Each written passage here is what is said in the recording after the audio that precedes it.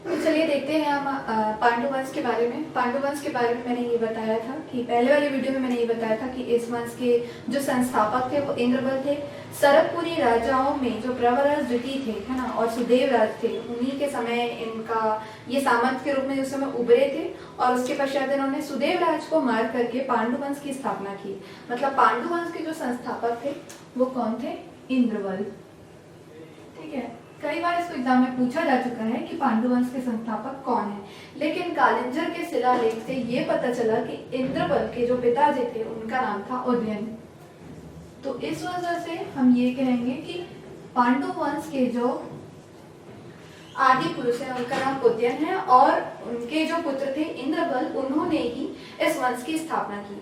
पांडु वंश की जो राजधानी थी वो सिरपुर थी, जो वर्तमान में छत्तीसगढ़ के महासमुंद जिले में स्थित है। तो इनकी राजधानी थी सिरपुर। ठीक है, इंद्रबल जो था वो बहुत ज्यादा चतुर था, और इसी वजह से इसने आसानी से जो शरभपुरी राजा थे, प्रवरराज और सुदेवराज, दोनों को आसानी से चालू बनाया और इस वंश की स्थापना की।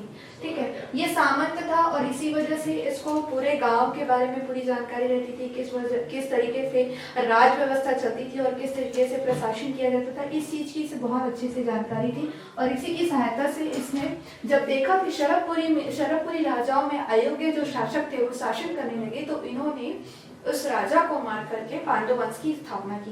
पांडु वंश की दो शाखाएं थी, एक जो मैकल श्रेणी में निवास करती थी वो, और दूसरी थी जो सिरपुर जो क्षेत्र था उस में निवास करती थी। ठीक है, तो हम अभी पांडु वंश जो सिरपुर में निवास करती थी उसके बारे में पढ़ रहे हैं, और हम आगे मैकल श्रेणी के जो पांडु वंश है उनके बारे में भी पढ़ेंगे। एक्चुअली में वो मैकल श्रेणी के सोमवंश है। ठीक है, तो उसको हम देखेंगे।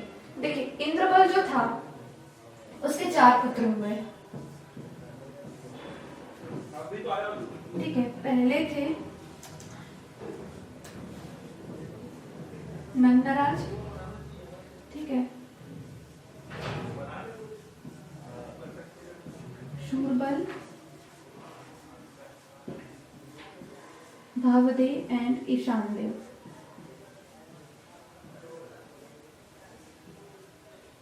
है ना, इंद्रबल के बाद जो राजा बने वो नंदराज थे, या नंदराज प्रथम, क्योंकि इसके आगे भी नंदराज नाम के एक और राजा का शासन था, पांडुवंशी थे वो भी, इसी वजह से इनको नंदराज प्रथम कहा जाता है।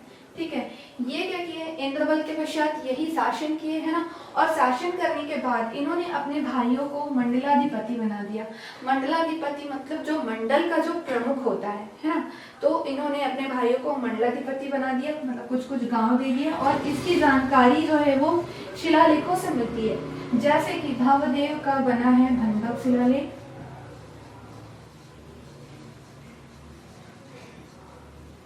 ठीक है, और उसी प्रकार ईशान देव का जो खरौद का लक्ष्मणेश्वर मंदिर है वहां से शिलालेख प्राप्त हुआ है, तो इसको बोलेंगे खरौद का शिलालेख। इन राजाओं के बारे में ये सभी जो जानकारियां हैं वो मुख्यतः शिलालेख और ताम्रपत्रों से ही मिला हुआ है। ठीक है, तो इसी वजह से इसी को साक्ष्य को मान करके ही इन लोगों का जो शासन था वो किस प्रकार से चला, इसके बारे में हमें साक्ष्यों से ही पता चला है। ठीक है, अब देखिए, नंदराज जो प्रथम थे ये बहुत ज्यादा शक्तिशाली राजा हुए, और इसी वजह से इन्होंने उपाधि ग्रहण की सकल कोसलाधिपति की। ठीक है, सकल मतलब संपूर्ण एंड कोसलाधिपति। उस समय प्राचीन काल में छत्तीसगढ़ जिस क्षेत्र का हिस्सा था उसे कोसल कहा जाता था, और छत्तीसगढ़ जो था वो दक्षिण कौशल का हिस्सा था। ठीक है, तो इन्होंने उपाधि धारण की सकल कोसलाधिपति की, अर्थात संपूर्ण कौशल के अधिपति के रूप में इन्होंने उपाधि धारण की, और इन्होंने इस पूरे क्षेत्र को जीता। ठीक है, नंदराज के बारे में एक और जानकारी मिलती है इसके ताम्रपत्र से जो प्राप्त हुआ है राजिम और बालोद से।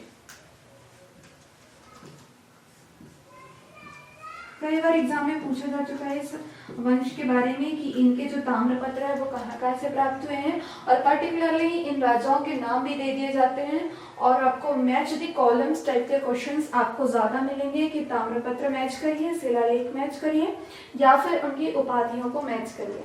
ठीक है, अब देखो, नंदराज जो प्रथम थे, इनके शासन के पश्चात इनके 2 पुत्र हुए। ठीक है, एक पुत्र का नाम था महाशिव तीवरदेव। तीवरदेव ने जो शासन किया उसके साक्ष्य आज भी प्राप्त हुए हैं। जो सिरपुर में महाशिव तीवरदेव विहार अलग से प्राप्त हुआ है, ठीक है, पर्यटन वाले सेक्शन में हमने उसे अच्छे से पढ़ा हुआ है। इसमें महाशिव तीवरदेव द्वारा स्थापित मूर्तियां और बहुत सारे अवशेष जो है वो प्राप्त हुए। इनके दो पुत्रों में दूसरा पुत्र था चंद्रगुप्त।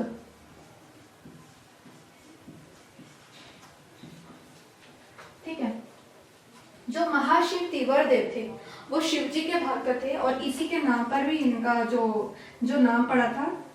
ठीक है, महाशिव तीवरदेव था। ये लोग मुख्यतः शैव धर्म के उपासक थे।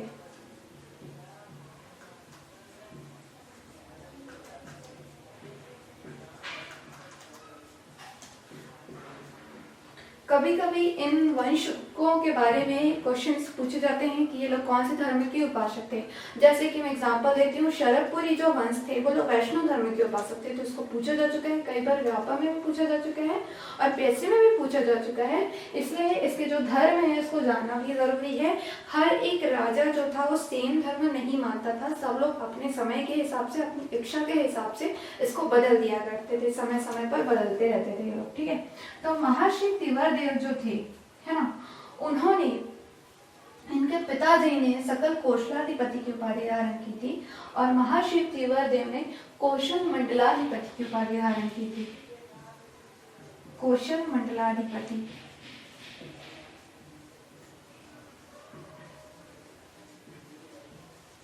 और इसका जो प्रमाण है इनके ताम्रपत्रों से मिलता है। जैसे मैंने बताया, अड़भार से इनका ताम्रपत्र प्राप्त हुआ है जिसमें इनके शासन के बारे में उल्लेख है। ठीक है, तो ये भी जानना जरूरी था कि अड़भार से जो ताम्रपत्र है वो किससे संबंधित है? महाशिव तीवरदेव से संबंधित है। छत्तीसगढ़ में इस राजवंश की जो पकड़ थी बहुत मजबूत थी और इसी वजह से इसके जो साक्ष्य हैं वो अभी भी जीवित है और अभी भी सिरपुर में खुदाई का काम चल ही रहा है और कुछ न कुछ वहां से प्राप्त हो ही रहा है। ठीक है, महाशिव तीवरदेव के बाद राजा बने नन्न द्वितीय या नन्नदेव द्वितीय। ठीक है, नन्नदेव जो द्वितीय थे उन्होंने जब शासन किया उसके पश्चात इनका कोई भी वारिस नहीं था, इसी वजह से इन्होंने अपने चाचा चंद्रगुप्त को राजभार सौंप दिया। ठीक है, और चंद्रगुप्त का जो जानकारी है वो उनके शिलालेख जो सिरपुर से प्राप्त हुआ है उससे मिलती है। तो चंद्रगुप्त से संबंधित जो शिलालेख है वो है शिरपुर का शिलालेख।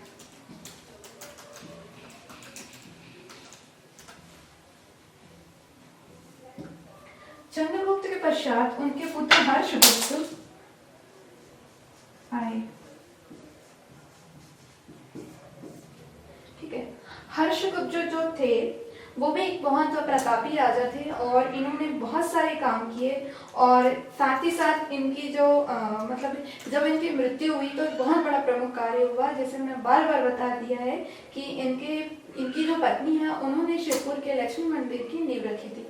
तो देखिए, नंदराज जो प्रथम थे उन्होंने अपने चारों भाइयों को मंडलाधिपति बनाया, मतलब अपने 3 भाइयों को इन्होंने मंडलाधिपति बनाया और उसके पश्चात ये स्वयं राजा बने। इन्होंने ज्यादा कुछ कार्य नहीं किया लेकिन इन्होंने स्टेबिलिटी प्रदान की, मतलब स्टेबल किया इस राजवंश को और पांडु वंश को आगे बढ़ाने में इन्होंने महत्वपूर्ण भूमिका निभाई। अब देखिए, जो नंदराज थे उनके 2 बेटे हुए। ठीक है, पहले थे महाशिव तीवरदेव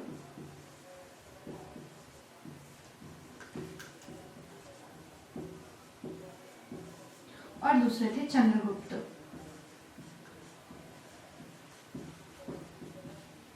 ठीक है, महाशिव तीवर जो थे उन्होंने सकल कौशलाधिपति की उपाधि धारण की। सकल कौशलाधिपति का मतलब होता है पूरे कौशल के अधिपति। सकल मतलब संपूर्ण। ठीक है,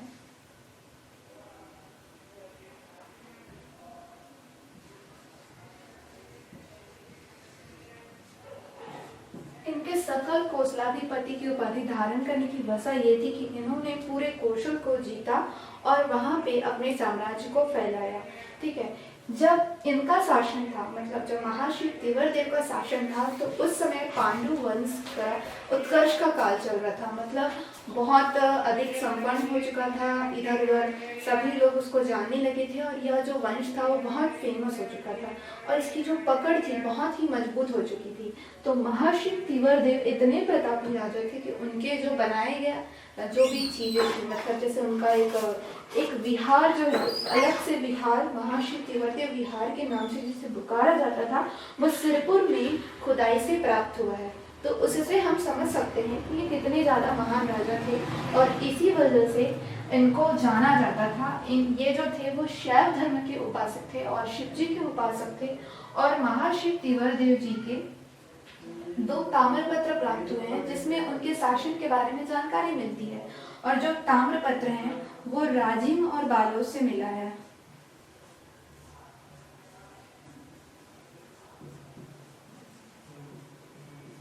ठीक है, कई बार एग्जाम में पूछा जा चुका है कि सकल कोसलाधिपति की उपाधि किस पांडुवंशी राजा ने धारण की थी। ठीक है, और कई बार पूछा जा चुका है एग्जाम में कि राजिम और बालोद से किस पांडुवंशी राजा के ताम्रपत्र प्राप्त हुए हैं। तो महाशिव तिवरदेव हैं जिन्होंने सकल कोसलाधिपति की उपाधि धारण की थी और इनके जो ताम्रपत्र हैं वो राजिम और बालोद से प्राप्त हुए हैं। जब महाशिव तिवरदेव के जो मतलब इनके जो पुत्र थे, है ना, इनके मृत्यु के पश्चात इनके जो पुत्र थे जिनका नाम था नन्न द्वितीय,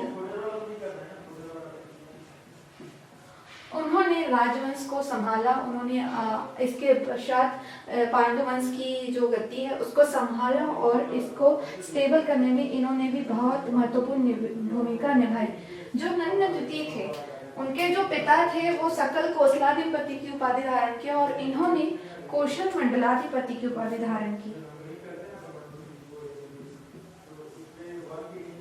देखो ये जो नाम है वो बिल्कुल इसी के जैसा है, मतलब इसमें ज्यादा कुछ दिमाग लगाने की जरूरत नहीं है कि कैसे क्या, बिल्कुल नाम पे अगर आप जाओगे तो आपको चीजें याद होगी।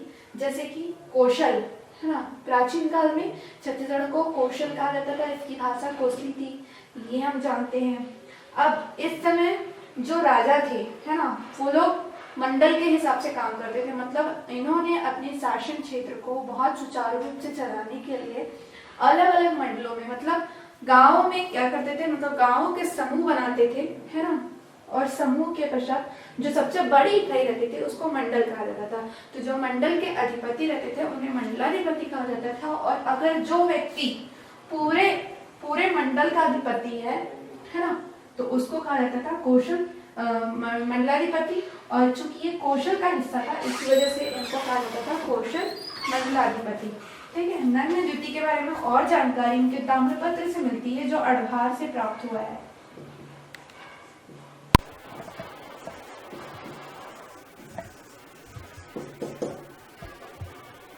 नन्न द्वितीय का कोई उत्तराधिकारी नहीं था, तो इसी वजह से इनके जो चाचा थे, है ना, इनके जो चाचा चंद्रगुप्त थे उन्होंने आगे का राजपाट का काम संभाला और उन्होंने गद्दी ली। और उसके पश्चात जो चंद्रगुप्त के जो वंशज थे वही राजा बनते गए। चंद्रगुप्त जो थे वो भी अत्यंत पराक्रमी राजा थे, है ना, और इसी वजह से इनके जो पराक्रम का उल्लेख सिरपुर के एक अभिलेख से मिलता है।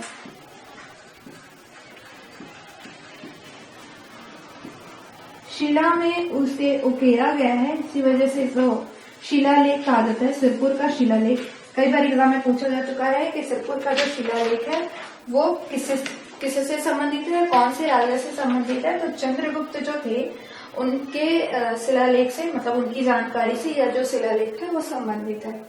ठीक है, देखो जब हम भारत का इतिहास पढ़ते हैं, है ना, तो हमें बहुत सारे ग्रंथ भी मिलते हैं। लेकिन अगर हम छत्तीसगढ़ का इतिहास के बारे में अगर हम जानना चाहते हैं तो सिर्फ और सिर्फ खुदाई से, शिलालेख से, ताम्रपत्रों से, है ना, या फिर उनके अवशेष से ही जानकारी मिली है। बहुत ही कम ग्रंथ है या फिर नहीं के बराबर बोलना चाहिए, ग्रंथ यहाँ पे उपस्थित है जिसके बारे में इनकी जानकारी मिलती हो। कुछ जो राजवंश थे बहुत फेमस हुए छत्तीसगढ़ के, इसी वजह से भारत के कुछ जो बड़े बड़े राजा थे उन्होंने अपने शिलालेखों में या अपने ग्रंथों में या उनकी जो राजव्यवस्था, राजपाट की जो भी सामग्री थी उसमें उन्होंने छत्तीसगढ़ के राजाओं का उल्लेख किया। जैसे कि समुद्रगुप्त के समय जब छत्तीसगढ़ में उन्होंने आक्रमण किया था, तो उस समय जो हरिशेन की प्रयाग प्रशस्ति थी उसमें उन्होंने उल्लेख किया था नल वंश को और वकाटक वंश का। ठीक है, तो इसीलिए कोई जरूरी नहीं कि ये जो मैं जो भी वंश पढ़ा रही हूँ उसका भारत के किसी राजा से संबंध हो। ठीक है, सिर्फ हमें जो शिलालेख मिला या ताम्रपत्र मिला उसी से ही हम चीजों को रिलेट करके पढ़ रहे हैं। तो देखिए, हर्षगुप्त के पश्चात हम महाशिगुप्त बालार्जुन के बारे में पढ़ने वाले थे, लेकिन हर्षगुप्त के बारे में थोड़ी सी और जानकारी बची हुई है। जैसे कि इनकी पत्नी रानी वासटा के बारे में मैंने बताया। वासटा जो थी, इन्होंने लक्ष्मण मंदिर का निर्माण कराया, कहाँ? सिरपुर में। ठीक है, ये जो लक्ष्मण मंदिर था 6वीं शताब्दी में बना। ठीक है, और इस मंदिर की खासियत यह है कि ये उत्तर गुप्त वास्तुकला का उदाहरण है। जैसे हम जानते हैं कि गुप्त काल का बहुत अधिक प्रभाव था, और गुप्त काल के प्रभाव की वजह से यहाँ पर अनेक राजा जो थे उन्होंने गुप्तकालीन जो शिल्प कला थी, स्थापत्य कला थी, उसको अपनाया हुआ था। तो उसमें से एक है लक्ष्मण मंदिर, सिरपुर का लक्ष्मण मंदिर। इस मंदिर के बारे में एक चीज और पूछा जा चुका है कि यह मंदिर किस चीज से निर्मित है, किस चीज से बना हुआ है। तो ये जो लाल ईंट है उससे बना हुआ है। अभी भी ये जो मंदिर है बिल्कुल साबुत है, मतलब पूरा बना हुआ है। ठीक है, और बहुत गहराई में जब खुदाई की गई तब ये मंदिर निकला है, और बहुत सुंदर है ये मंदिर। अभी भी मतलब देखने के लायक है, बहुत इसकी प्रसिद्धि है, और इसी वजह से इस मंदिर को केंद्र संरक्षित घोषित किया गया है। मतलब केंद्र सरकार इसके संरक्षण के लिए काम कर रही है, और सिरपुर एरिया डेवलपमेंट का काम जो है छत्तीसगढ़ सरकार और केंद्र सरकार दोनों ने साथ मिलकर के प्रारंभ किया है। सिरपुर में जितने भी खनन से जो भी चीजें प्राप्त हो रही है उन सभी का संरक्षण जो है वो सरकार विशेष रूप से कर रही है। ठीक है, तो ये तो हमने देख लिया वासटा जी के बारे में और उनकी जो स्थापत्य कला थी उसके बारे में। इन्होंने इस मंदिर की जो नींव थी मात्र वो रखी थी, लेकिन एक्चुअल में ये जो मंदिर है उसको कंप्लीट करवाया हर्षगुप्त और रानी वासटा के पुत्र महर्षिगुप्त ने। देखिए, हर्षगुप्त जो थे वो बहुत पराक्रमी राजा थे, और इन्होंने कौशल को या दक्षिण कौशल को और सिरपुर को बहुत प्रसिद्धि दिलाई थी।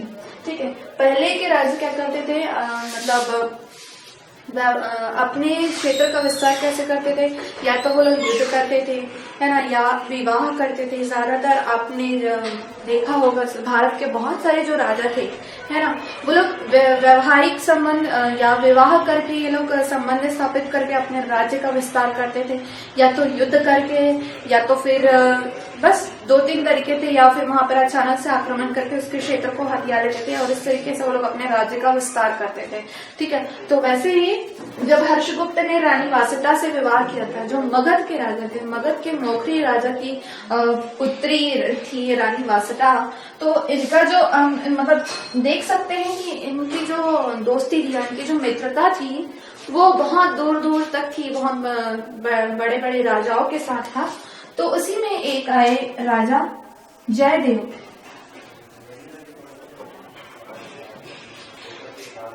जो जयदेव थे वो नेपाल के राजा थे, है ना, और ये जो जयदेव थे उनके शिलालेख में हर्षगुप्त का उल्लेख मिलता है। तो इस तरीके से हम कह सकते हैं, है ना, कि जो पांडु वंश है इनकी मित्रता जब नेपाल नरेश के साथ थी, तो ये कह सकते हैं कि इन दोनों के बीच में व्यापार भी संभव रहा होगा, या एक दूसरे के साथ बहुत सारी चीजों का आदान प्रदान भी संभव रहा होगा। तो ये एक अच्छा फैक्टर है, क्योंकि आजकल एग्जाम्स में ऐसे ही पूछे जाते हैं कि जैसे कोई सी राजा का नाम दे दिया जाता है और पूछा जाता है कि उनका संबंध किसी किसी था, उनके राजा के समय किसका किसका आक्रमण हुआ, कहाँ कहाँ पे उस राजा का उल्लेख प्राप्त होता है, या कोई राजा अपने क्षेत्र में कोई बड़ी प्रसिद्धि वाला काम करे, जैसे किसी मंदिर की स्थापना करवाए, या फिर वहां पे कोई उत्सव का प्रारंभ करवाए, उत्सव का आयोजन करवाए। तो इस तरीके के प्रश्न जो है वो व्यापम और पीएससी में पूछे जाते हैं। ठीक है, तो ये एक अच्छा पॉइंट था। अब इसके बाद पॉइंट पे आती हूँ मैं, जिसके बारे में मैंने बात की थी, महर्षिगुप्त बालार्जुन के बारे में। ठीक है, महर्षिगुप्त बालार्जुन जो थे वो हर्षगुप्त और रानी वासिता के पुत्र थे।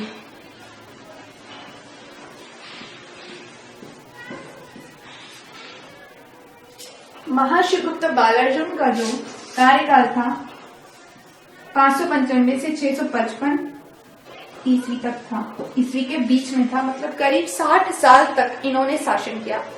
एकलौते एकमात्र पांडुवंशी राजा थे जिन्होंने इतने लंबे समय तक यहाँ पर शासन किया छत्तीसगढ़ में। और इनका जो क्षेत्र था, है ना, देखिए इनका जो क्षेत्र था सिरपुर और उसके आसपास का, और थोड़ा बहुत जो उड़ीसा वाला जो एरिया था वो भी ये लोग कवर करते थे। ठीक है, इनका जो क्षेत्र था काफी विस्तृत था, है ना। और सबसे मेन तो जो छत्तीसगढ़ में जो सिरपुर था इनके शासनकाल में सबसे ज्यादा भव्य था। ठीक है, इसी वजह से महर्षि गुप्त के जो शासन काल को छत्तीसगढ़ का स्वर्ण काल कहा जाता है।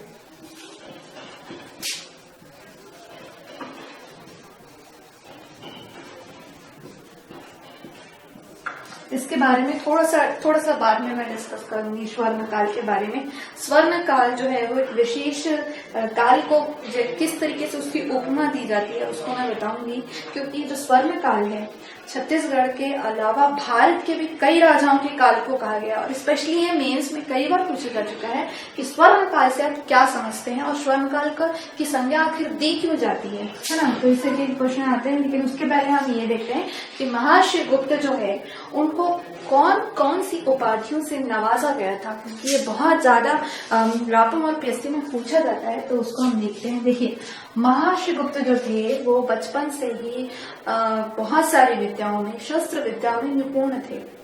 ठीक है, इन्हीं में से एक जो शस्त्र विद्या थी तीर चलाने की या धनुष बाण चलाने की। तो इनकी जो शस्त्र विद्या थी धनुष चलाने की, तीरंदाजी की जो इनकी जो कला थी, इनके पास जो हुनर था, इसकी वजह से इस जो पांडुवंशी राजा है उसे बाल अर्जुन की उपमा दी गई थी। मतलब जब ये बहुत छोटे थे, जब बच्चे थे, बालक थे, उस समय से ये धनुर्विद्या में बहुत अधिक निपुण थे, और इसी वजह से इन्हें छोटे अर्जुन के नाम से पुकारा जाता था, और इन्होंने बाल अर्जुन की उपाधि धारण की थी।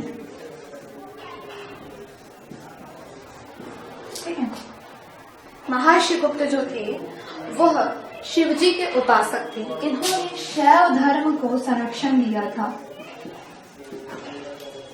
और इसी शैव धर्म को संरक्षण देने की वजह से ही इन्होंने अपनी जितनी भी मुद्राएं थी उसमें नंदी जी की प्रतिमा अंकित की थी। देखिए जो भगवान शंकर है उनके जो सारथी हैं वो नंदी जी हैं, और इसी वजह से इन्होंने अपनी सारी मुद्राओं में नंदी जी को अंकित कराया था, और इसी वजह से इन्होंने उपाधि धारण की परम महेश्वर अर्थात भगवान के सबसे प्रिय। ठीक है, देखिए इसके अलावा महर्षि गुप्त ने रणकेशरी की भी उपाधि धारण की थी। रणकेशरी, रण का मतलब हम जानते हैं जो भूमि जहाँ पर युद्ध की जाती है। रणभूमि आपने सुना होगा, रणभूमि जहाँ पर राजा युद्ध लड़ने के लिए जाते थे। ठीक है, तो इन्हें रणकेशरी कहा जाता था, है ना।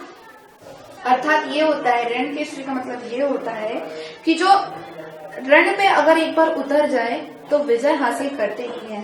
ठीक है, तो महर्षि गुप्त ऐसे राजा थे जिन्होंने अपने क्षेत्र को, सिरपुर को, और पूरे छत्तीसगढ़ का जो सिरपुर, उस समय पूरे सिरपुरी कहा जाता था, सिरपुर इनकी राजधानी थी, अपने पूरे क्षेत्र में अत्यधिक प्रसिद्धि हासिल की थी और उसको बहुत बढ़ाया था इन्होंने। इसकी जो प्रसिद्धि थी वो पूरे भारतवर्ष में जानी जाती थी, और इसी वजह से इन्होंने रणकेशरी की उपाधि भी धारण की थी। और जब इन्होंने 60 साल तक शासन किया तो इससे ये समझ में आता है कि इनका कितने राजाओं से युद्ध हुआ होगा, और कितने राजाओं को इन्होंने परास्त किया होगा, और कितने क्षेत्रों को छत्तीसगढ़ में शामिल किया होगा। ठीक है, अब देखिए महर्षि गुप्त के शासन काल को स्वर्ण काल कहा जाता है ना। छत्तीसगढ़ के इतिहास का स्वर्ण काल कहा जाता है। स्वर्ण काल से तात्पर्य ये होता है कि ऐसा कोई क्षेत्र जो, या ऐसा कोई काल जहाँ के राजा कोई ऐसा काम करे जिसकी प्रसिद्धि देश में अंतर्राष्ट्रीय स्तर पर जानी जाए। जिनके शासन के बारे में लोग सभी चीज जानते हैं, मतलब जिनकी प्रसिद्धि पूरे सभी जगह में फैली हुई है, वो ऐसा कोई काम करते हैं जो बाकियों से पूरा अलग होता है। उनके क्षेत्र की विशेषता ऐसी होती है जो उन्हें दूसरों से अधिक संपन्न बनाती है। तो इसका एग्जाम्पल ये है, देखिए हम अगर सिरपुर की बात करते हैं तो देखिए सिरपुर का जो एरिया है, अगर आप, मेरा तो ये रिक्वेस्ट है आप लोग से कि आप लोग सिरपुर तो एक बार जाइए ही जाइए, क्योंकि छत्तीसगढ़ के इतिहास का एक बहुत बड़ा हिस्सा जो है वो छत्तीसगढ़ का सिरपुर है वही कवर करता है। तो देखिए जब हम सिरपुर में जाते हैं तो सिरपुर में मेन क्या है, सिरपुर में बसने का कारण ये था, यह जो सिरपुर है वो महानदी के किनारे बसा हुआ है। जब हम जाते हैं वहां पे देखते हैं कि जो एरिया है सिरपुर का, जो एरिया है ऐसे उठा हुआ है, ये ऐसा, ठीक है, ऐसा उठा हुआ है और यहाँ से ऐसे महानदी होकर के जाती है, ठीक है।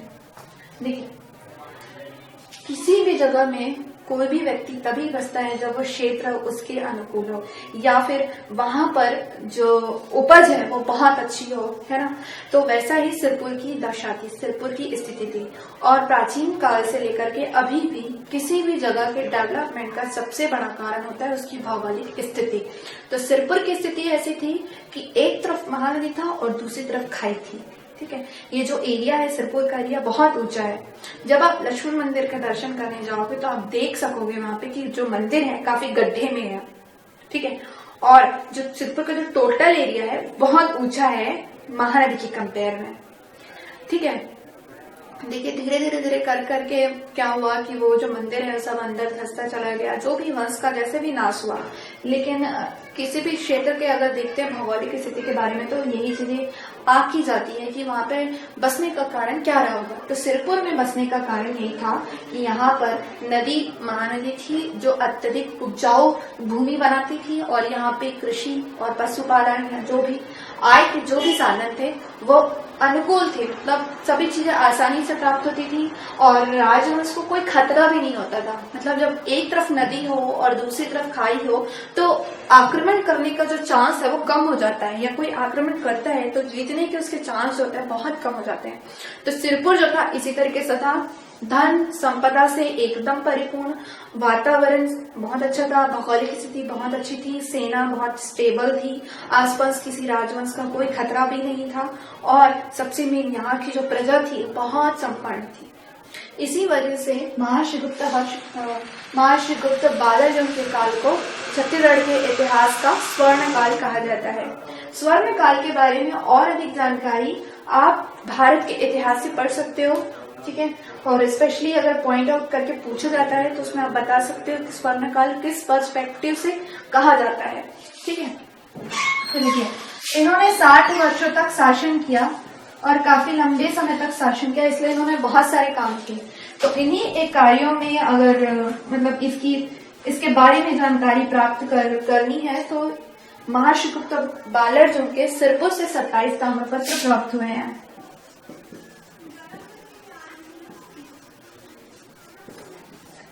सर्वाधिक ताम्रपत्र प्राप्त होने वाले ये पहले राजा हैं छत्तीसगढ़ के।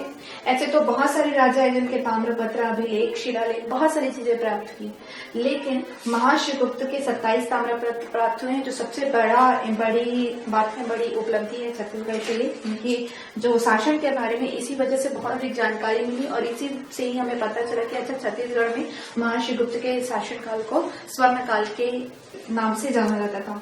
इनके जो 27 ताम्रपत्र हैं उन्हें पढ़ने में सफलता प्राप्त की रविंद्रनाथ मिश्र ने, जो छत्तीसगढ़ के एक बड़े पुरातत्ववेत्ता थे।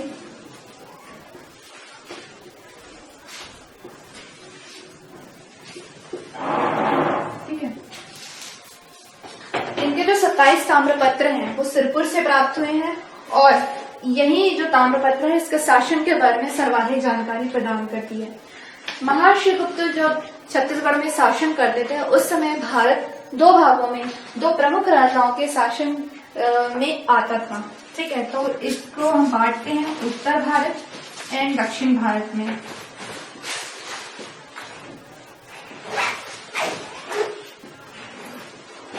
देखिए उत्तर भारत में शासन था हर्षवर्धन, राजा हर्षवर्धन। और दक्षिण भारत में जो कर्नाटक वाला जो एरिया है, कर्नाटक तमिलनाडु वाला जो एरिया है, वहां पे चालुक्यों का शासन था। चालुक्य मतलब चालुक्यों के राजा पुलकेशिन द्वितीय के हर्षगुप्त समकालीन थे।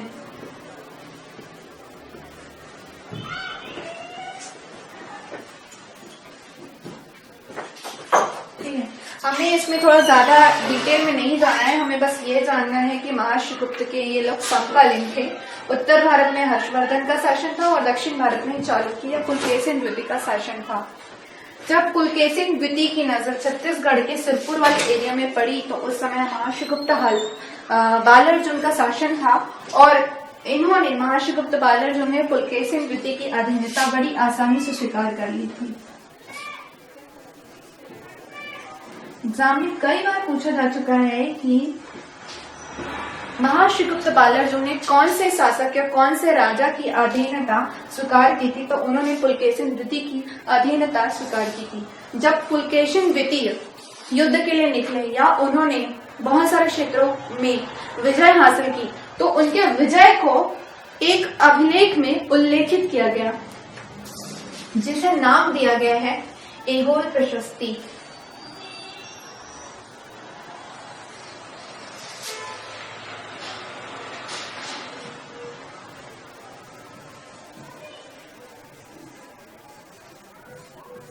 इसी ऐहोल प्रशस्ति में उल्लेख है महर्षिगुप्त बालार्जुन का।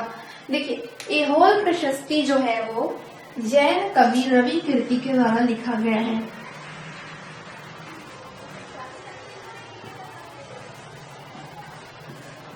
ना। और रवि कीर्ति जो थे वो पुलकेशिन द्वितीय के द्वारा मतलब उनके शासन काल में जाने माने एक जैन कवि थे और इन्होंने ऐहोल नामक ग्राम में इस प्रशस्ति की रचना की और पुलकेशिन द्वितीय के विजय अभियान के बारे में पूरा इन्होंने डिस्क्रिप्शन लिखा है। उसमें इन्होंने महर्षिगुप्त बालार्जुन की भी व्याख्या की है। अब हमने महर्षिगुप्त बालार्जुन के धर्म के बारे में पढ़ा कि इन्होंने शैव धर्म को आश्रय प्रदान किया, पर इसके अलावा इन्होंने बौद्ध धर्म को भी संरक्षण दिया था। ठीक है, दिया था। इसके बारे में जानकारी मिलती है 639 ईस्वी में छत्तीसगढ़ की यात्रा करने वाले चीनी यात्री वेनसोंग के द्वारा।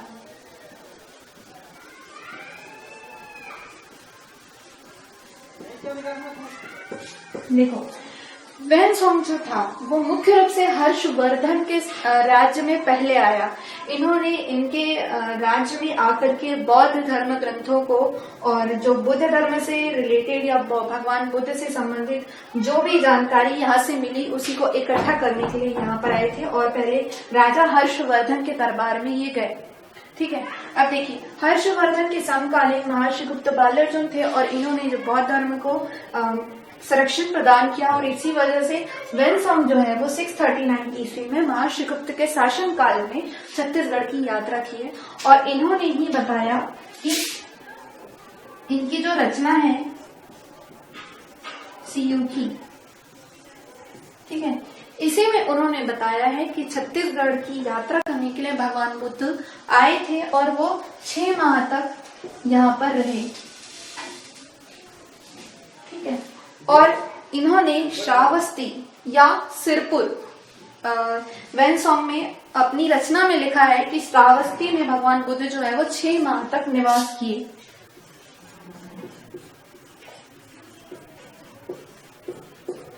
ठीक है, श्रावस्ती या वर्तमान का जो सिरपुर है उसे ही कहा जाता है। और वेनसोंग ने अपनी रचना सियुकी में यह भी बताया है कि यहाँ पर महर्षिगुप्त ने बौद्ध धर्म को संरक्षण प्रदान किया था और इसी वजह से इन्होंने बहुत सारे बौद्ध विहार और स्तूपों की निर्माण में भागीदारी दी थी।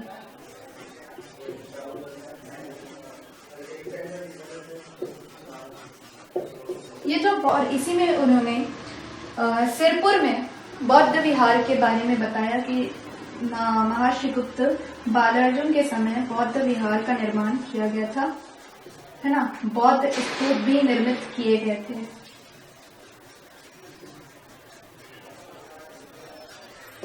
ठीक है, और साथ ही साथ भगवान बुद्ध की अनेक मूर्तियों का भी निर्माण किया गया था।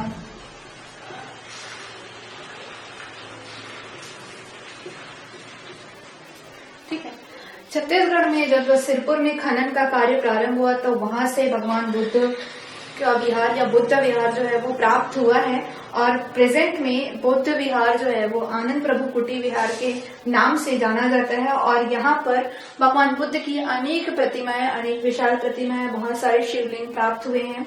ठीक है, तो इसे हम ये कह सकते हैं कि जो पांडु वंशी जो महर्षि गुप्त थे वो शैव और बौद्ध धर्म दोनों के अच्छे बड़े संरक्षक थे, और इसी वजह से इन्होंने इस क्षेत्र को इतना डेवलप करके रखा हुआ था कि यहाँ पर इतने सारे अवशेष जो है वो प्राप्त हुए हैं।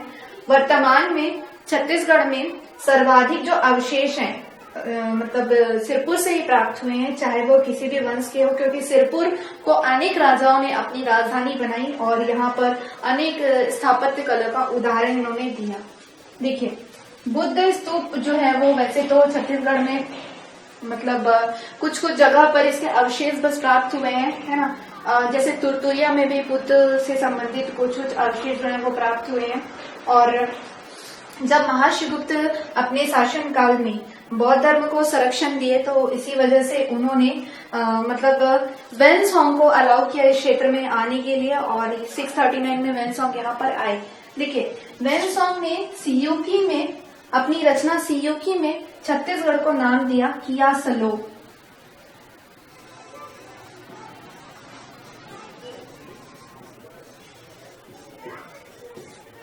कई बार एग्जाम में पूछा जा चुका है कि वेनसोंग ने छत्तीसगढ़ की मतलब किस नाम से इसे दिया गया था, मतलब सियोकी में उसने किस नाम से छत्तीसगढ़ को उल्लेखित किया है, तो उन्होंने कियासलो या कोसल, है ना, अगर थोड़ा सा रिलेट करते हैं तो कोसल नाम जो है वो हमें मिलता है।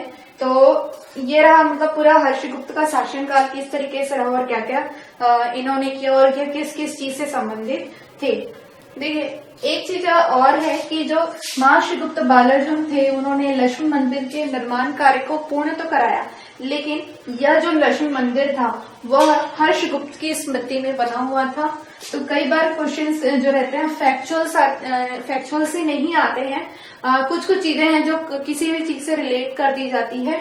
वैसे ये क्वेश्चन कोई अगर मतलब पूछता नहीं है कि किसकी स्मृति में बना है, लेकिन आजकल के क्वेश्चंस के अगर हम पैटर्न देखते हैं तो बहुत सारी चीजें पूछी जा रही है, जैसे कि कोई मंदिर किस नदी के किनारे बसा हुआ है, या वहाँ उसके द्वार में क्या क्या है, किस राजा से संबंधित है। इस तरीके के प्रश्न जो है वो आजकल पूछे जा रहे हैं।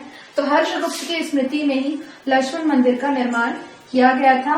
और महर्षि गुप्त जो थे उनके शासनकाल में दो मतलब उत्तर भारत और दक्षिण भारत में दो अलग अलग राजाओं का शासन था। इतने बड़े राजवंश का जो शासनकाल है वो महर्षि गुप्त बालार्जुन के पश्चात एकदम चरम सीमा पर पहुंच गया, और इसके पश्चात जो भी राजा आए उनका हमें कोई भी उल्लेख प्राप्त नहीं होता है, या हो सकता है कि इसके पश्चात जो राजा आए वो उतने अधिक शक्तिशाली या प्रसिद्धि को प्राप्त नहीं कर पाए, और इसी वजह से उनके बारे में कोई जानकारी नहीं मिलती है, और ये माना जाता है कि इनके पश्चात इस वंश का पतन हो गया होगा।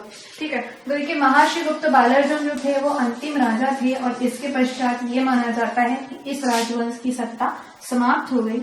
और इसका एक कारण भी यह है कि ऐसा साक्ष्यों से पता चला है कि पांडु वंश में या तो नलवंशी राजाओं का आक्रमण हुआ।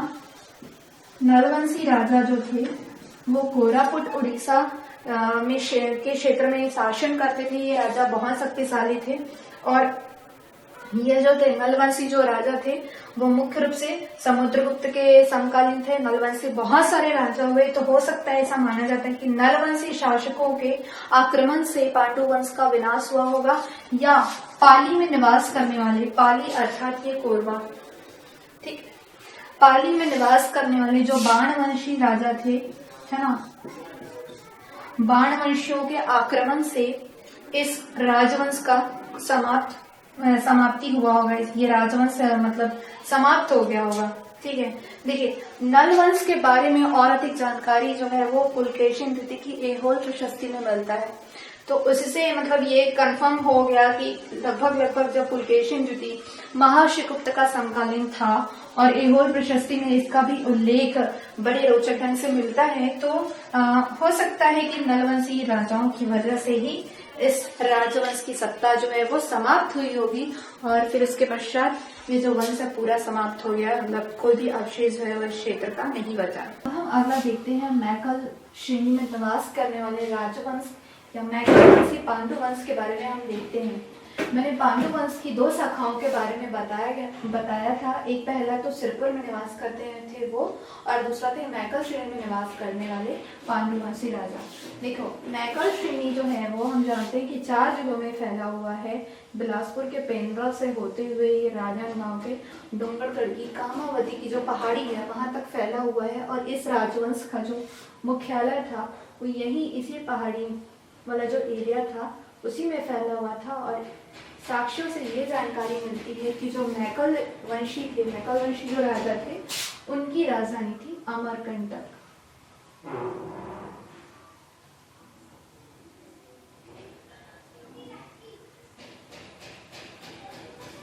ठीक है, देखो, मैकल में निवास करने वाले बहुत से राजा हुए और इनकी राजधानी भी पता चल गया हमें कि इनकी जो राजधानी थी वो अमरकंटक थी।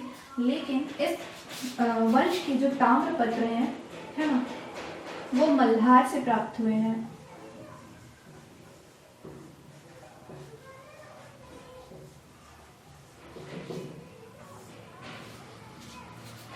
मल्हार को हम जानते हैं कि मल्हार जो है वो बिलासपुर में स्थित है ना।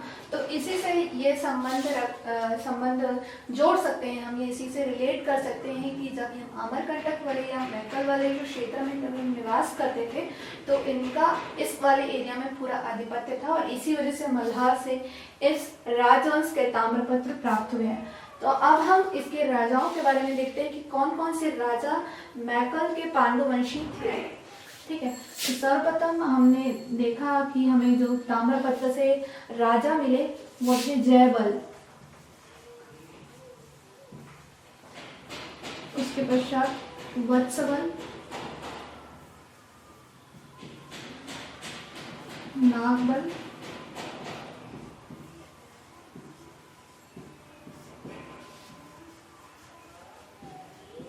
भरतबल और शूरबल। राजाओं का नाम तो याद करना आपको बहुत ज्यादा जरूरी है क्योंकि क्वेश्चन जो है वो इसी तरीके के आते हैं, क्योंकि ज्यादा साक्ष्य जो है वो छत्तीसगढ़ के इतिहास से जो भी राजा थे उनके ज्यादा साक्ष्य मिले नहीं है। इसी वजह से इनके जो नाम है वो पिक करके दे दिए जाते हैं कि इस राजवंश से या उनके क्षेत्र से रिलेट करो। ठीक है, ज्यादातर कॉलम्स वाले ही क्वेश्चंस आते हैं। ठीक है, और उनके ताम्रपत्र या उनका एरिया जैसे मैच दी कॉलम्स में पूछे जाते हैं। ठीक है, तो सभी राजाओं का नाम आपको अच्छे से पता होना चाहिए, पूरा याद होना चाहिए। तो देखिए, चलिए देखते हैं हम। देखिए, जयबल, वत्सबल और नागबल, इन तीनों राजाओं के बारे में सिर्फ केवल यही उल्लेख मिला है कि इन तीनों राजाओं ने महाराजा की उपाधि धारण की थी। महाराज की उपाधि इन्होंने धारण की थी। और उपाधियां, राजाओं को उपाधि लेने का शौक रहता था पुराने जमाने में या प्राचीन काल में, या मिडिवल का हिस्ट्री देख लेते हैं या भारत के कई राजाओं के इतिहास के बारे में हमने पढ़ा तो हमने ये देखा कि जो भी राजा थे जब कभी किसी क्षेत्र को जीतते थे या कोई ऐसा कार्य करते थे जो सराहनीय रहता था तो प्रजा के द्वारा या उनके स्वयं के द्वारा या उनके पुरोहितों के द्वारा उन्हें किसी न किसी उपाधि से नवाजा जाता था। ठीक है, तो जयबल, वत्सबल और नागबल तीनों ने महाराज की उपाधि धारण की थी। मैकल जो वंश था, मैकल श्रेणी के जो पांडु वंशी राजा थे, ये भी बहुत प्रतापी राजा थे और इनका जो एरिया था काफी बड़ा था और इसी वजह से इस राजवंश पे नजर पड़ी कलचुरियों की। ये मैकल वंशी जो थे वो कलचुरियों के समकालीन थे और इनका कलचुरियों से युद्ध हुआ था।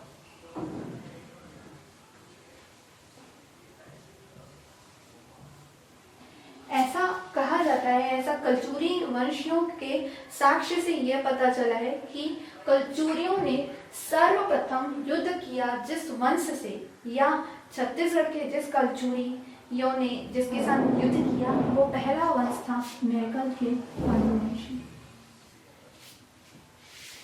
जब कलचुरियों का इतिहास पढ़ेंगे तो उसमें स्पेशली पूछा जा चुका है कि कलचुरियों का पहला युद्ध किसके साथ हुआ था, तो उनका युद्ध मैकल के पांडुवंशियों के साथ हुआ था।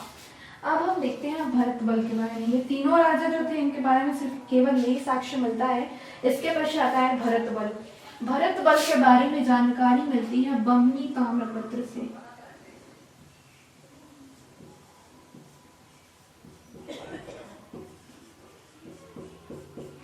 ठीक है, और इसी ताम्रपत्र से ये भी पता चलता है कि इनकी पत्नी का नाम था, इनकी वाइफ जो थी उनका नाम था लोक प्रकाशा।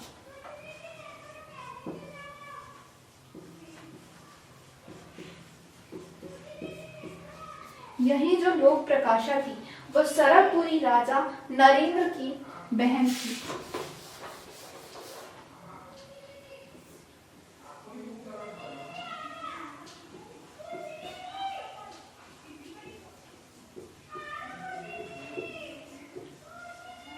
और ये जो नरेंद्र थे वो शरदपुरी राजाओं में सर्वाधिक प्रतापी राजाओं में से एक थे।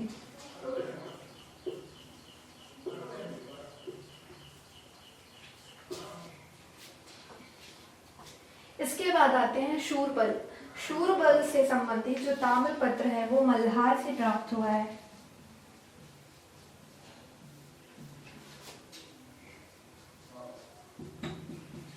इसके अलावा इस राजवंश के बारे में और अधिक जानकारी हमें प्राप्त नहीं हुई है, लेकिन ये पता चला कि कलचुरियों से इनका पहला संघर्ष हुआ, या कलचुरियों का पहला संघर्ष इनके साथ हुआ। इनके 3 राजा जो थे उन्होंने महाराज की उपाधि धारण की।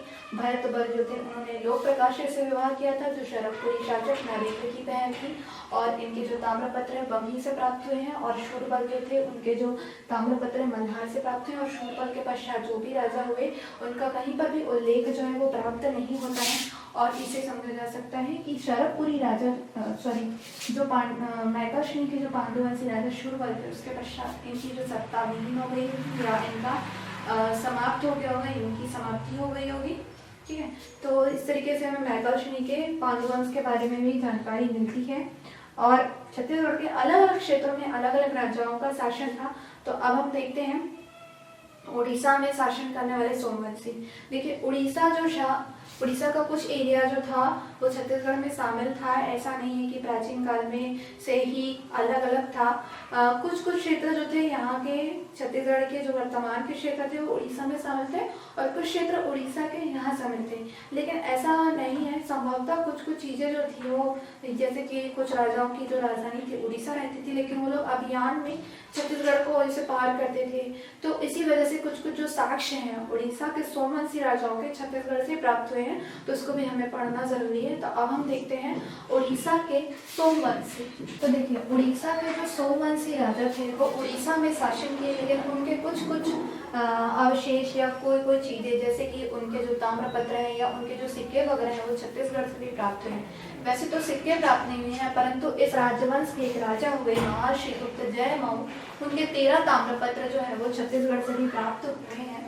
इसी वजह से हम इस राजवंश को पढ़ रहे हैं। तो उड़ीसा के जो सोमवंशी थे वो मुख्य रूप से उड़ीसा से थे, और इनकी जो भाषा थी वो संस्कृत थी।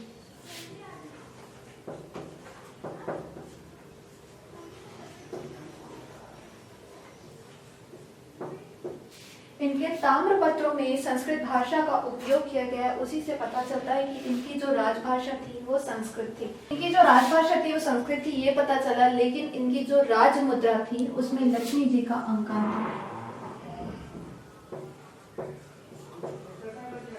था राजमुद्रा में। ठीक है, इससे ये ज्ञात हो सकता है कि, या ये ज्ञात होता है कि ये जो उड़ीसा के सोमवंशी थे वो वैष्णव धर्म के संरक्षक थे। ठीक है, इसी वजह से इन्होंने लक्ष्मी जी की जो प्रतिमा थी उसका अंकन करवाया अपनी राजमुद्रा में। इस वंश के जो संस्थापक थे वो है शिवगुप्त। विभिन्न साक्ष्यों से ये पता चलता है कि जो शिवगुप्त हैं वही इस वंश के संस्थापक हैं। शिवगुप्त के पश्चात उनके उत्तराधिकारी हुए महाशिवगुप्त जयमऊ।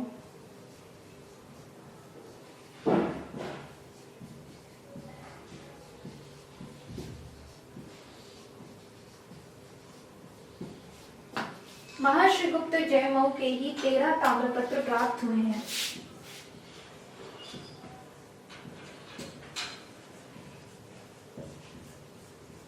ठीक है, इनके जो 13 ताम्रपत्र प्राप्त हुए हैं उसी से इनकी जो कीर्ति थी या ये कितने ज्यादा प्रसिद्ध थे और इन्होंने किस किस क्षेत्र को जीता उसके बारे में जानकारी मिलती है। जैसे इन्होंने उपाधि धारण की त्रिकलिंगाधिपति की।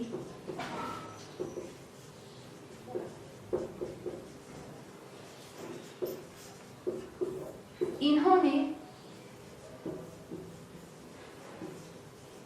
मैकल, कौशल और उत्कल को जीता था और इन तीनों को जीतने की वजह से इन्होंने त्रिकलिंगाधिपति की उपाधि धारण की थी। इनके जो 13 ताम्रपत्र प्राप्त हुए हैं, है ना, उनका जो मतलब जो जानकारी है वो छत्तीसगढ़ से भी संबंधित है। ये इनके जो 13 ताम्रपत्र प्राप्त हुए उसमें से कुछ ताम्रपत्र तो छत्तीसगढ़ से ही प्राप्त हुए हैं। यही कारण है कि हम इस राजवंश के बारे में पढ़ रहे हैं। अब देखिए, महाशिवगुप्त जो थे वो जो सोमवंशी राजा थे उनमें सर्वाधिक प्रतापी राजा थे और त्रिकलिंगाधिपति के अलावा इन्होंने और भी अन्य उपाधियां धारण की थी, जैसे कि कौशलाधिपति। इन्होंने कौशल क्षेत्र को भी जीता था, इसलिए वजह से इन्होंने कौशलाधिपति की भी उपाधि धारण की थी। इसके अलावा इन्होंने धर्म कंदर्प की भी उपाधि धारण की थी।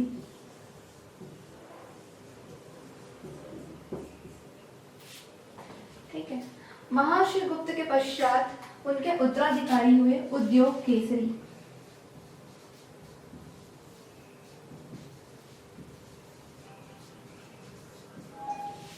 उद्योग केसरी के पश्चात इस राजवंश के बारे में और अधिक जानकारी कहीं से भी प्राप्त नहीं होती है, तो ये माना जाता है कि उद्योग केसरी जो थे वो अंतिम राजा थे। किसी भी वंश के बारे में पढ़ने से पहले ये भी चीज आपको एकदम ध्यान देना है कि कौन उनके संस्थापक थे और कौन अंतिम थे और किसने उसके राजवंश को समाप्त किया या उनकी सत्ता को छीन लिया। ये जो चीज है आपको एकदम याद होना ही चाहिए, क्योंकि छत्तीसगढ़ में जो इतिहास या उसके जो राजवंश के बारे में हम पढ़ते हैं तो ज्यादा कुछ जानकारी नहीं मिलती है।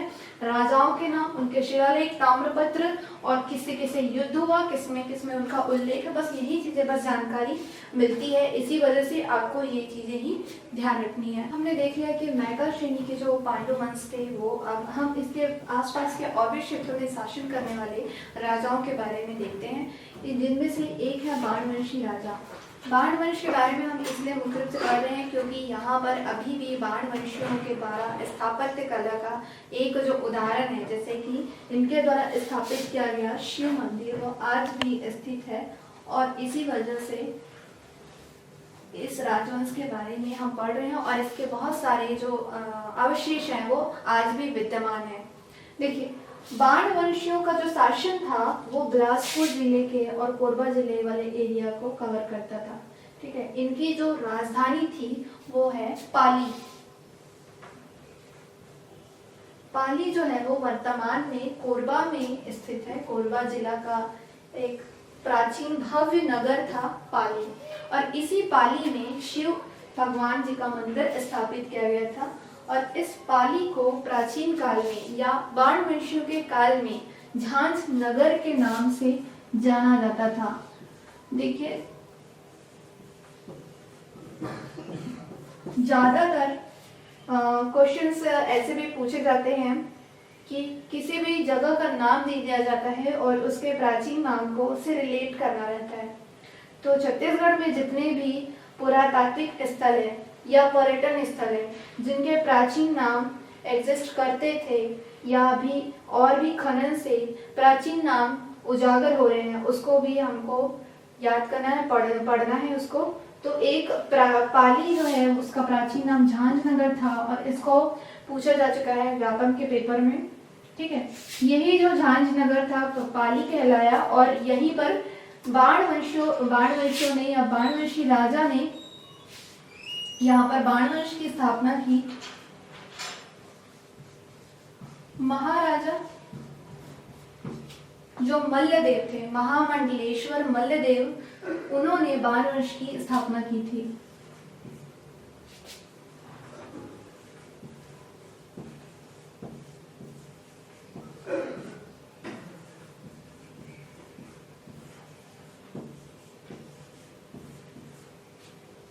प्राचीन काल में सुचारू रूप से राज व्यवस्था को चलाने के लिए गांवों को इकट्ठा कर लिया जाता था। मतलब ऐसा नहीं कि गांव को जोड़ लिया जाता था, मतलब गांव जो रहते थे उनके प्रशासन को सुचारू रूप से चलाने के लिए उनको एक अलग नाम दिया जाता था, और फिर एक बड़ी इकाई के नाम पे, जैसे कि एग्जाम्पल देती हूँ यहाँ पे, अभी हम किसी भी जिले की बात करते हैं तो जिला जो रहता है वो तहसील में बटा रहता है, और तहसील जो है वो ग्राम में बटा रहता है, और हर एक जिला जो है वो संभाग के अंतर्गत आता है। उसी प्रकार से जब बाणवंशियों का शासन काल था उस समय भी मंडल या ये मतलब गांवों को जोड़ने की या शासन को सुचारू रूप से चलाने की एक इकाई होती थी मंडल। ठीक है, मंडल या जो मंडल के जो प्रमुख होते थे उन्हें कहा जाता था मंडलाधिपति। तो जो बाणवंशी राजा थे मल्लदेव, वो महामंडलेश्वर थे, अर्थात वो मतलब बहुत सारे जो मंडल थे उनके प्रमुख थे। ठीक है, तो इसके नाम को हम इसी चीज से रिलेट कर सकते हैं कि मल्लदेव और महामंडलेश्वर, ये याद करने का अच्छा तरीका है। तो मल्लदेव जी ने इस वंश की स्थापना की, और इस से ये पता चलता है कि इन्होंने ही इस जो वंश को बहुत प्रसिद्धि दिलाई और बहुत सारे क्षेत्रों में शासन किया, और इसी मल्लदेव के समय ही बहुत सारे राजाओं का इस क्षेत्र में आक्रमण हुआ। जैसे कि जो सोमवंशी थे, जो लोग दक्षिण में शासन करते थे, उन्होंने इस राजवंश के समय क्या किया, यहाँ पे अटैक किया। ठीक है, ये काफी समृद्ध था, है ना। यहाँ पर बहुत सारी नदियां भी हैं, जैसे कि बिलासपुर के पास हरपा नदी है ना, लीलागर नदी है। तो यहाँ पे नदियों का अच्छा संगम था, और यहाँ की जो भूमि थी काफी उपजाऊ थी। तो किसी भी क्षेत्र में आक्रमण करते थे तो वहाँ की भव्यता या फिर उसके जो भौगोलिक स्थिति को देख करके ही राजा जो थे वो आक्रमण करते थे। तो जो बाणवंशी राजा थे उनके समय जो पाली था वो काफी समृद्ध था, और इसी वजह से सबकी नजर इन पर रहती थी। तो जो सोमवंशी राजा थे, जो दक्षिण क्षेत्र में निवास करते थे, उन्होंने बाणवंशियों पर आक्रमण किया, लेकिन जो महाराजा मल्लदेव थे उन्होंने इनके आक्रमण को असफल कर दिया। तो ये भी कई बार पूछा जा चुका है कि जो बाणवंशी हैं उनका युद्ध किनसे हुआ और उन्होंने किसको पराजित किया, है ना। तो ये है सोमवंशी राजा जो दक्षिण में निवास करते थे।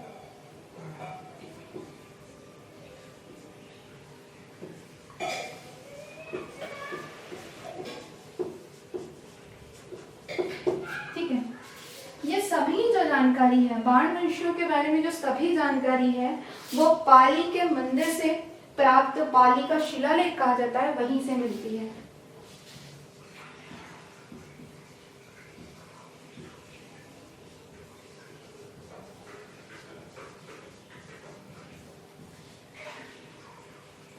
पाली के मंदिर में ये शिलालेख स्थापित किया गया था, महामंडलेश्वर मल्लदेव के समय स्थापित किया गया था।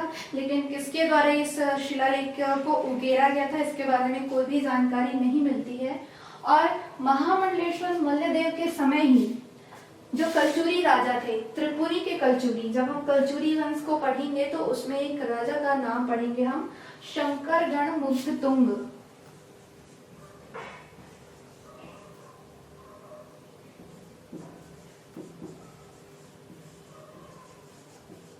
थोड़ा सा अजीब है इनका नाम, लेकिन जो शंकरगण मुग्धतुंग थे वो कलचुरी के राजा थे। कलचुरी नरेश थे ये, लेकिन त्रिपुरी के कलचुरी थे। कलचुरी राजवंश के बारे में जब हम पढ़ेंगे तो उसमें हम कलचुरियों की उत्पत्ति कैसे हुई, या कलचुरियों की उत्पत्ति तो छत्तीसगढ़ में मतलब कहाँ से आई, और कलचुरी कहाँ से है और किस तरीके से उन्होंने अपना प्रशासन जमाया, उसके बारे में हम बाद में पढ़ेंगे। लेकिन यह भी कई बार एग्जाम में पूछा जा चुका है कि बाणवंशियों का जो युद्ध है कौन से कलचुरी नरेश के साथ हुआ। जिस कलचुरी नरेश के साथ हुआ वो कौन से जगह के कलचुरी थे, क्योंकि कलचुरियों का जो प्रशासन था काफी फैला हुआ था, छत्तीसगढ़ से बाहर बहुत ज्यादा फैला हुआ था। उसको हम देखेंगे जब कलचुरी पढ़ेंगे तो, ठीक है। इसके पश्चात महामंडलेश्वर मल्लदेव ने काफी दिनों तक शासन किया, तो उसके पश्चात आए विक्रमादित्य।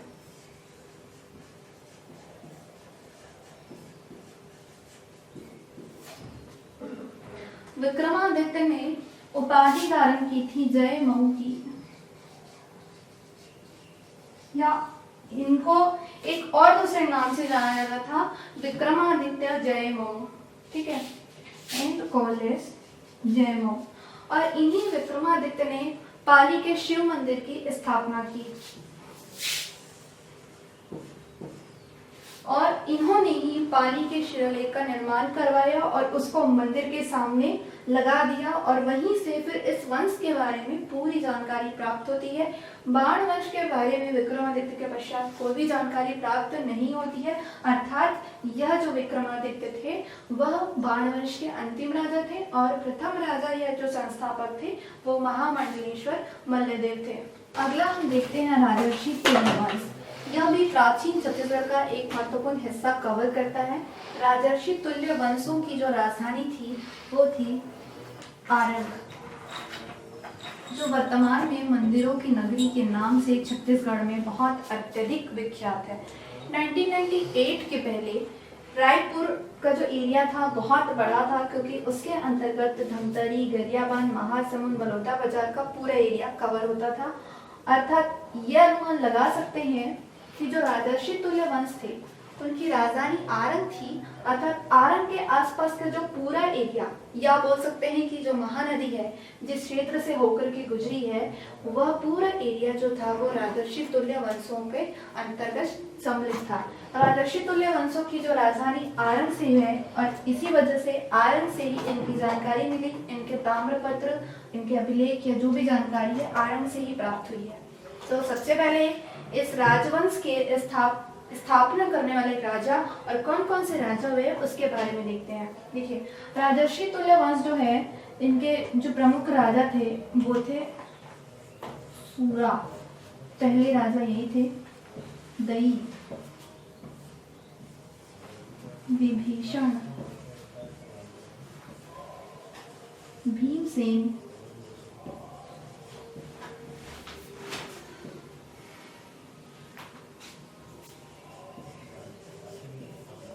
दहिक सेकेंड, और उसके बाद भीमसेन द्वितीय। हमने अक्सर देखा है कि जो भी राजा, जिस भी राजवंश की अगर हम बात करते हैं तो जो सर्वाधिक प्रतापी या शक्तिशाली राजा हुए या जो बहुत प्रसिद्ध हुए उनके नाम पर ही उनके आगे आने वाली पीढ़ियों के नाम रखे गए।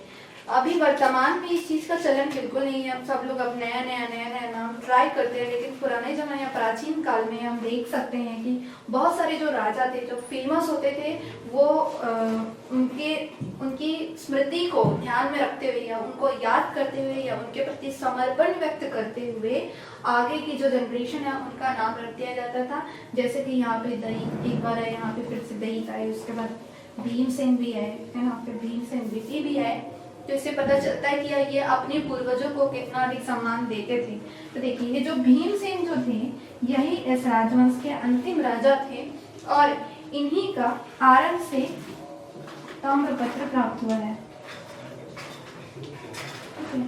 इसी आरंग के ताम्रपत्र से इन सभी राजाओं के बारे में जानकारी मिलती है। कुछ खास जानकारी नहीं, बस इनका क्रम मिलता है कि कौन से राजा पहले आए। जैसे सूरा के बाद दयित आए, दयित के बाद विभीषण आए, है ना, और उसके बाद भीमसेन आए तो इसके इसके बारे में और अधिक जानकारी जो है वो प्राप्त नहीं होती है। लेकिन चूंकि ये महानदी का एरिया, मतलब जो आरंग है वो महानदी के आसपास का जो एरिया है उसको कवर करता है ना, और एक महत्वपूर्ण राजवंश था, इस वजह से हमने इस राजवंश को पढ़ा है। और इस जो राजवंश के क्वेश्चंस की अगर हम बात करते हैं तो ज़्यादातर इस राजवंश से इनके जो राजाओं के नाम हैं वो पूछे गए हैं, बहुत बार पूछे गए हैं, क्योंकि आरंग के ताम्रपत्र से सिर्फ और सिर्फ इनका नाम ही मिला है। तो ये जो आरंग है मंदिरों की नगरी की वजह से भी बहुत अधिक फेमस है। इस राजवंश के बारे में एक और महत्वपूर्ण जानकारी मिलती है कि इन्होंने गुप्तों की अधीनता स्वीकार की थी।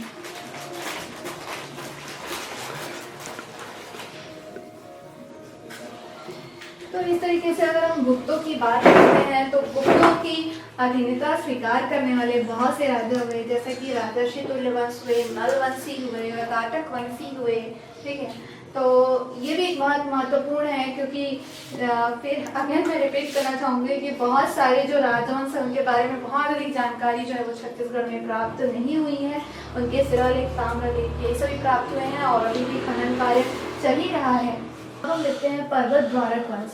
पर्वत द्वारक वंशियों का जो शासन था वो मुख्य रूप से कालाहांडी वाला जो एरिया था, जो वर्तमान में उड़ीसा राज्य में स्थित है ना। कालाहांडी के पर्थला एरिया को कवर करता था। इनका जो क्षेत्र था वो मुख्य रूप से उड़ीसा को कवर करता था, लेकिन इनका जो शासनकाल का जो एरिया था वो इस तरफ से था, मतलब जो गरियाबंद का जो कुछ क्षेत्र था और धमतरी का कुछ क्षेत्र और साथ ही साथ कोंडागांव, बीजापुर का जो एरिया था, ये पूरा क्षेत्र जो था वो पर्वत द्वारक वंशियों के शासन क्षेत्र के अंतर्गत सम्मिलित था। और इसी वजह से यहीं पर से ताम्रपत्र प्राप्त हुए हैं इस राजवंश के। इस राजवंश के संस्थापकों के बारे में वैसे तो कोई जानकारी नहीं मिलती है, लेकिन इस राजवंश के दो प्रमुख राजा हैं जिनके बारे में जानकारी मिलती है उनके ताम्रपत्रों से। तो पहले राजा हैं सोमन्नराज।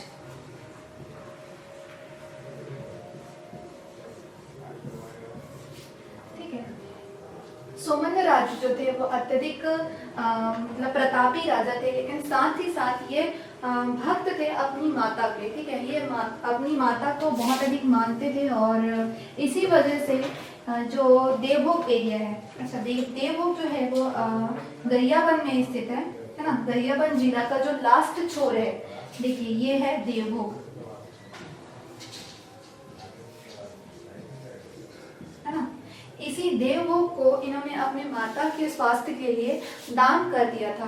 पुराने जमाने में ऐसी प्रथा थी जो अभी कुछ सालों पहले ही बंद हुई है, कि पहले के जो लोग रहते थे वो लोग किसी भी शुभ कार्य के लिए जो पंडित रहते थे उनको बहुत अधिक दान पुण्य करते थे। ठीक है, ताकि उनका द्वारा जो भी कार्य किया जा रहा है वो सफल हो सके। तो जो सोमन्नराज है उनकी माता थी कौतुभेश्वरी देवी।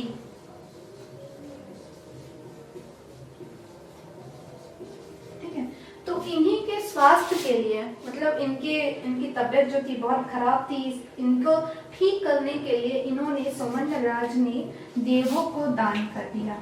ठीक है, और इसका जो उल्लेख है यहाँ पे जो साक्ष्य जो प्राप्त हुए हैं उससे पता चलता है। इस राजवंश के बारे में एक चीज और पता चलता है कि ये जो राजवंशी थे वो स्तंभेश्वरी देवी के उपासक थे।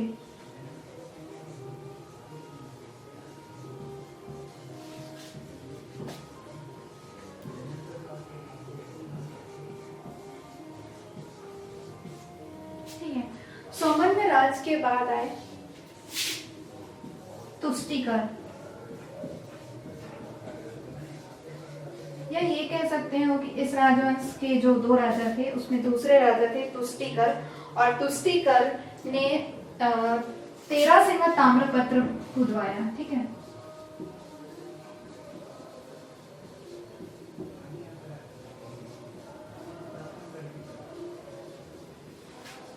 और यह एकमात्र स्रोत है, यही जो 13 सिंह ताम्रपत्र है वो एकमात्र स्रोत है इस राजवंश की जानकारी के बारे में।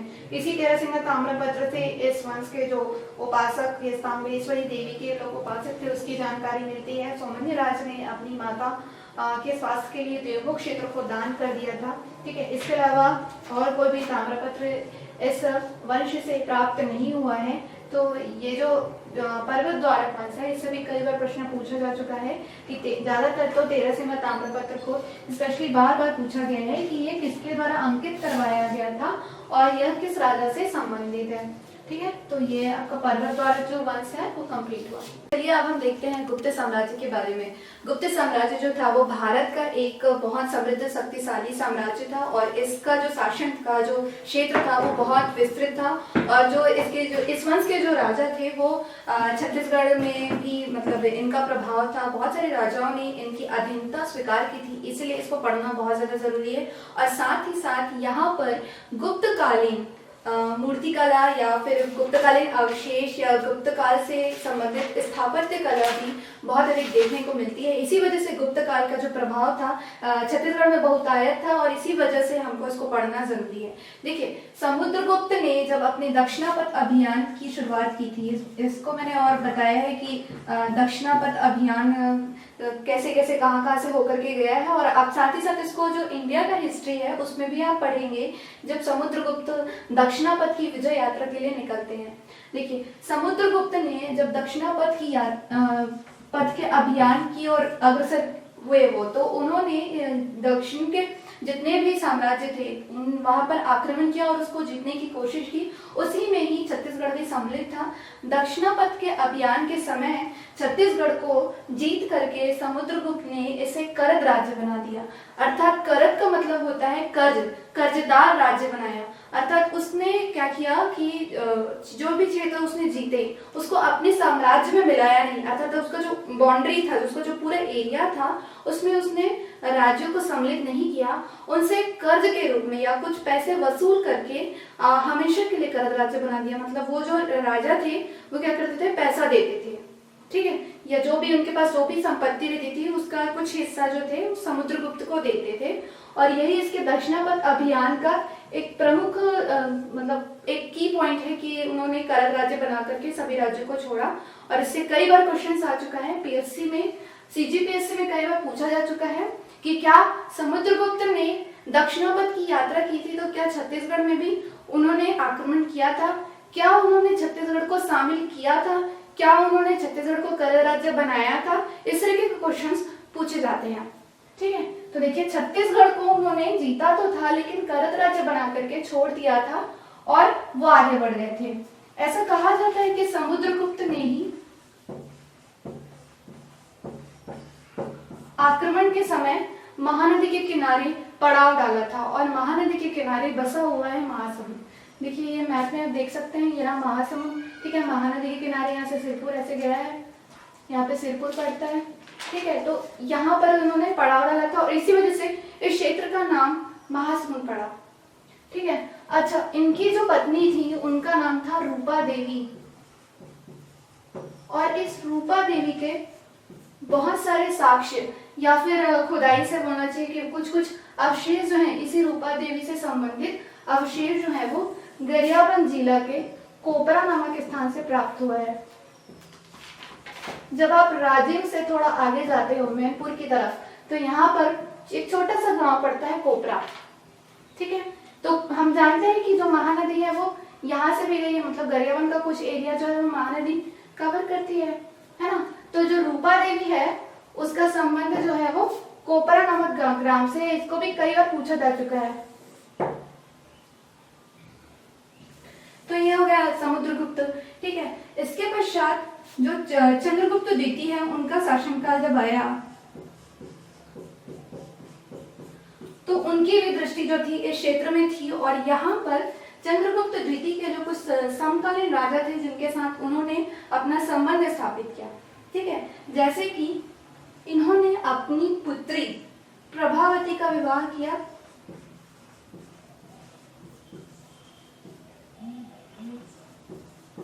किससे किया? वकाटक कालीन या वकाटक नरेश रुद्रसेन से।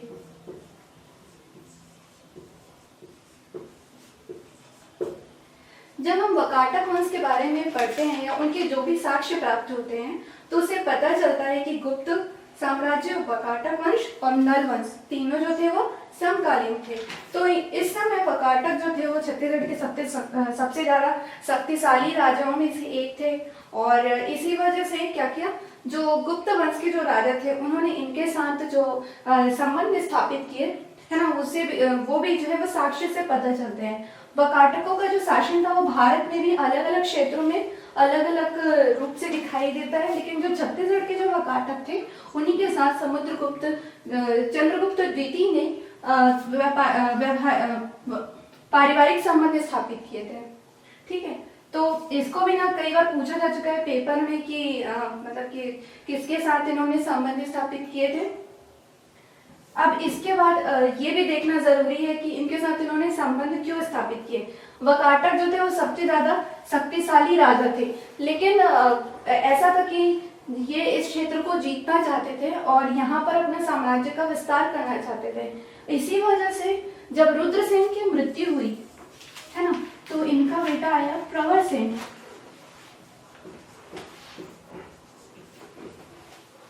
तो जब प्रवरसेन का शासन आया और रुद्रसेन की मृत्यु हो चुकी थी, तो चंद्रगुप्त द्वितीय ने इस क्षेत्र को, अर्थात ये जो वकाटकों का जो पूरा क्षेत्र था उसे अपने राज्य में मिला लिया, और मतलब मिलाया नहीं, एक तरह से उन्हें संरक्षण प्रदान किया, उनकी रक्षा करने लगे और आगे के उनका जो भी वंश था उन सभी की रक्षा का इन्होंने दायित्व संभाल लिया। ठीक है, तो इसी वजह से इन्होंने चंद्रगुप्त द्वितीय ने अपने 9 रत्नों में से एक कालिदास को इनके राज्य में भेजा था। कई बार पेपर में पूछा जा चुका है कि जो कालिदास जी थे वो किसके शासनकाल में आए थे, या फिर कौन से वंश के जो राजा थे उनके मतलब कौन से वंश के राजा से राजाओं का नाम दे दिया जाता है, फिर पूछा जाता है कि कालिदास कौन से राजा के काल में आए थे। इस तरीके के क्वेश्चन जो है वो ज्यादातर पूछे जाते हैं। तो ये तो हो गया आपके चंद्रगुप्त द्वितीय। ठीक है, अब इसके बाद एक और महान प्रतापी राजा हुए कुमारगुप्त। इनका ज्यादा कुछ प्राप्त नहीं हुआ है छत्तीसगढ़ से, कुछ इनके नाम की मुद्राएं, सोने की मुद्राएं प्राप्त हुई है, जैसे कि आरंग से एक सोने का सिक्का प्राप्त हुआ है कुमारगुप्त का, जो रत्न जड़ित है, और ये जो सिक्का है वो मयूर का बना हुआ, मतलब इसमें मयूर की प्रतिमा या उसका चित्र बना हुआ है और फिर उसमें रत्न जड़ित है। तो इसको कई बार सो मेरे टाइम उसको पूछा जा चुका है कि ये जो मयूर का सिक्का है वो कौन से राजा का है और ये कैसा है, या रत्न जड़ित सिक्का कहाँ से मिला है।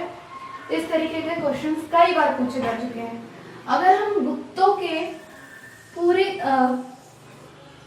अवशेष की बात करते हैं तो सर्वाधिक जो इनके अवशेष है गुप्तकालीन जो भी स्थापत्य कला का सबसे सर्वाधिक अवशेष मल्हार से प्राप्त हुआ है। मल्हार कहाँ है? बिलासपुर, है ना।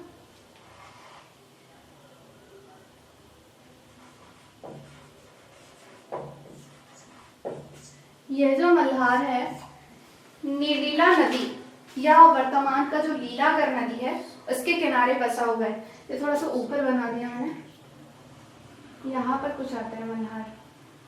ठीक है, मल्हार से जो भी अवशेष प्राप्त हुए, जैसे कि यहाँ से मूर्तियां प्राप्त हुई है, अवशेष और कुछ भी सिक्के, ये सभी जो है वो गुप्त काल से संबंधित है। और गुप्त काल में यह जो क्षेत्र था मल्हार बहुत अधिक समृद्ध था और यहाँ से व्यापार वगैरह का काम जो है वो किया जाता था। ठीक है, प्राचीन काल में मल्हार का बहुत अधिक महत्व, क्योंकि बहुत सारे राजाओं ने क्षेत्र में शासन किया और बहुत सारे अवशेष जो है इस क्षेत्र से प्राप्त हुए मल्हार से। ठीक है, तो देखिए चंद्रगुप्त जो द्वितीय थे उनके भी कुछ स्थान से सिक्के प्राप्त हुए हैं, जैसे कि रायगढ़ से चंद्रगुप्त द्वितीय का धनुर्धारी सिक्का प्राप्त हुआ है। धनुर्धारी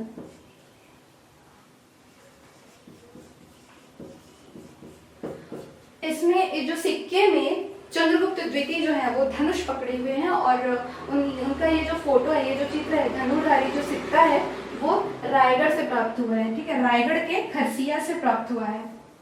जब जो गुप्तों का शासन था तो उस समय इनकी जो स्थापत्य कला है इसकी वजह से ये भारत में बहुत अधिक विख्यात थे। और साथ ही साथ इन्होंने अलग अलग समय पर सिक्के चलाए, मतलब जैसे जैसे जो जो राजा आते गए उन्होंने अपने अनुसार सिक्के चलाते गए।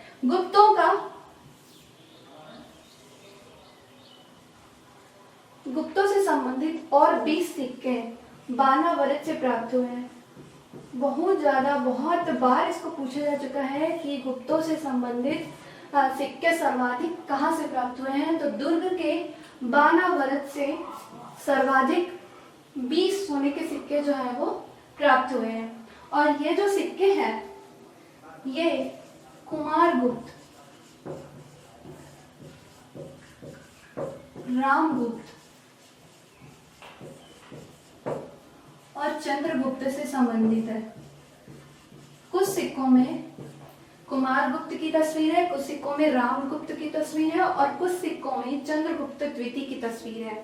ठीक है, ये जो 20 सिक्के हैं ये बहुत अधिक महत्वपूर्ण है और आप इसको देखना चाहो तो ये आपके जो संरक्षित कुछ स्थान है वहां पर इसको सेव करके रखा गया है। जैसे कि जो गुरु घासीदास संग्रहालय है रायपुर का, वहां पर भी गुप्तकालीन कुछ अवशेष जो है वो देखने को मिलते हैं। मल्हार से प्राप्त जो मूर्तियां हैं वह भी गुरु घासीदास संग्रहालय रायपुर में संरक्षित करके रखी हुई है। ठीक है, इस जो गुप्तों के एक और महान राजा हुए भानुगुप्त। ठीक है, भानुगुप्त का सर्वाधिक प्रसिद्ध एरन अभिलेख है। भानुगुप्त के एरन अभिलेख में ही छत्तीसगढ़ के शरभपुरी शासकों का वर्णन है। जब शरभपुरी शासकों के बारे में पढ़ेंगे तो उसमें तो ये मैंने बताया ही है कि ये लोग मतलब भानुगुप्त के एरन अभिलेख में इनका वर्णन है और इन्होंने गुप्तों की अधीनता स्वीकार की थी।